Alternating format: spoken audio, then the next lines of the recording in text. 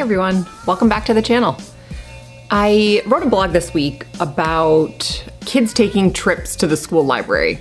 So I think this is pretty standard in the US that in elementary school, there's a library within the school, and maybe once a week or every other week, the class takes a trip down to the library and they get the chance to pick out books for independent reading, enjoyment reading.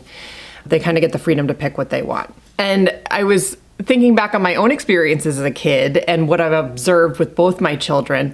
And I think it's funny a little bit that I think in visiting the library, there is this degree of kind of showmanship that happens. I think kids of all reading levels love this idea of picking out high-level books that look thick and have a lot of pages. I don't know, I guess there's some kind of status or prowess that comes with that, you know, bragging that you can read a big, thick book. But then it got me thinking about, well, how can we realistically pick out good books for our dyslexic readers?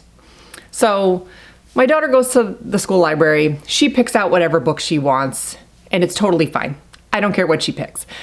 She mostly, I think, picks things that her friends are picking, you know, Babysitter's Club and the series that everyone's into. She wants to be able to talk about it with everybody else. So that's fine. That, I think, is part of the social life of school. But if she comes home with a book that's higher than her independent reading level, then that's a book we would have to read together. Again, totally fine. But how do we help kids who are struggling readers or identified as dyslexic find books that are at their reading level that they can read independently, but contain content they're interested in? And this can be a real struggle in the late elementary school and middle school years.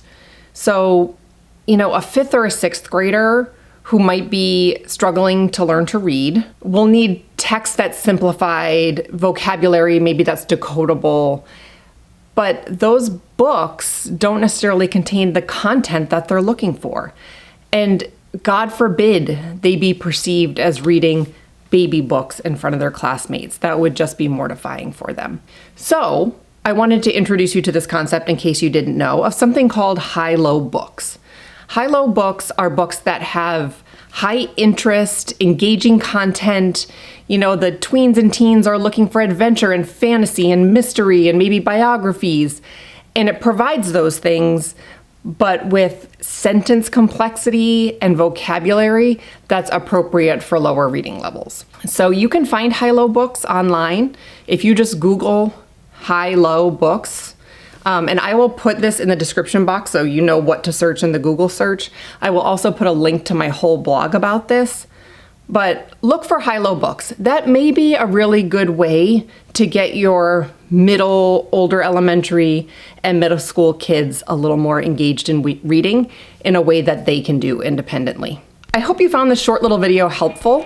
If you have questions about it, feel free to DM me on Instagram or comment below.